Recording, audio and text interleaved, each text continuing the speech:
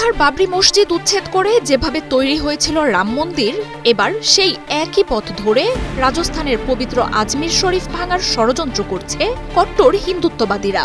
ক্ষমতায় থাকা কট্টরপন্থী মোদী সরকারের আমলে এই অসহিষ্ণুতা যেন মাত্রা ছাড়িয়ে গেছে। গেল সপ্তাহেই দেশটির উত্তরপ্রদেশের সাম্ভালে কয়েকশো বছরের পুরনো একটি মসজিদের নিচে মন্দির রয়েছে বলে দাবি করা হয়। এই নিয়ে সংঘাত উত্তেজনার মধ্যেই এবার মুসলিমদের আরেক পবিত্র স্থান আজমির শরীফও মন্দিরের উপর নির্মাণ করা হয়েছে বলে দাবি উঠেছে। মুসলিমদের একের পর এক মসজিদ স্থাপনাকে বিতর্কিত করা যেন নিয়মে পরিণত করেছে ভারত। গেল বুধবার রাজস্থানের আজমিরের স্থানীয় আদালতে হিন্দু সেনা সংঘ নামের একটি সংগঠন এই নিয়ে পিটিশন দায়ের করে, যেখানে দাবি করা হয় আজমির শরীফ দরগার নিচে শিব মন্দির রয়েছে। এই দাবি প্রমাণে আজমির শরীফের উপর সমীক্ষা চালানোর আবেদন করেন তারা। এর প্রেক্ষিতে আজমির শরীফে অনুসন্ধান চালাতে রাজস্থানের সংখ্যালঘু বিষয়ক মন্ত্রণালয় এবং জরিপ অধিদপ্তরকে নোটিশ পাঠিয়েছে আদালত। আর এর পরপরই ভারত জুড়ে ছড়িয়ে পড়েছে তীব্র অসন্তোষ। শুধু দরগার নিচে মন্দির থাকাই নয়, আজমিরের আগে অঞ্চলটিতে অজয় মেরুর নাম ছিল বলেও দাবি তাদের। তাই আজমিরের নাম পরিবর্তন করারও কথা জানাচ্ছেন কট্টরপন্থীরা।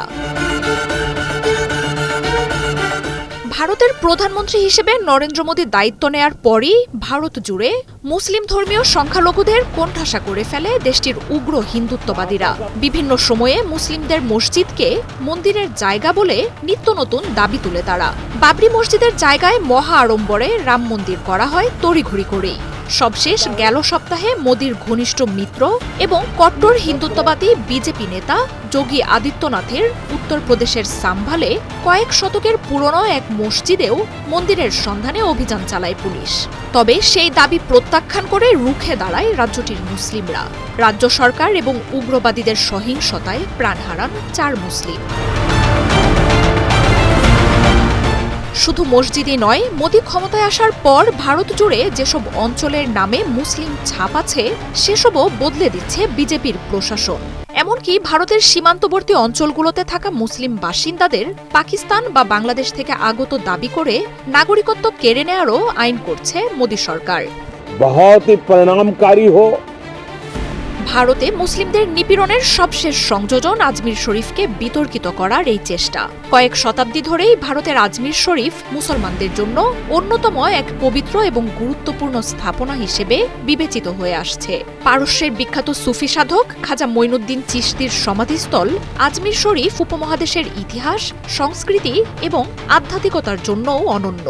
মঈনুদ্দিন চিশতির সহনশীলতার কারণে এই সমাধি সব ধর্মের মানুষের জন্যই উন্মুক্ত। কয়েক দশক ধরে ভারতের কূটনীতি এবং রাজনীতিতেও মাহাত্ম্যপূর্ণ হয়ে উঠেছে আজমির শরীফ। বিভিন্ন সময়ে পারভেজ মোশাররফ, বেনজির ভুট্টো সহ দেশ বিদেশের বড় বড় রাজনীতিক, রাষ্ট্রপ্রধানও আজমির শরীফ পরিদর্শন করেছেন। শ্রদ্ধা জানিয়েছেন সাবেক মার্কিন প্রেসিডেন্ট বারাক ওবামাও। সুফি সাধক খাজা মঈনুদ্দিন চিশতির মৃত্যুবার্ষিকীকে ঘিরে প্রতি বছর বিশ্বের বিভিন্ন প্রান্ত থেকে ছুটে আসেন লাখো মানুষ। আজমির শরীফকে নিয়ে বিশ্বের বিভিন্ন সম্মেলনে শান্তি ও সুফিবাদ নিয়ে বড় বড় বক্তব্য দিয়েছেন নরেন্দ্র মোদীও। তবে তার সরকারের সময়েই আজমির শরীফকে ঘিরে এমন বিস্ফোরক দাবিতে ক্ষোভ জানাচ্ছেন ভারতের বিরোধী দলগুলো।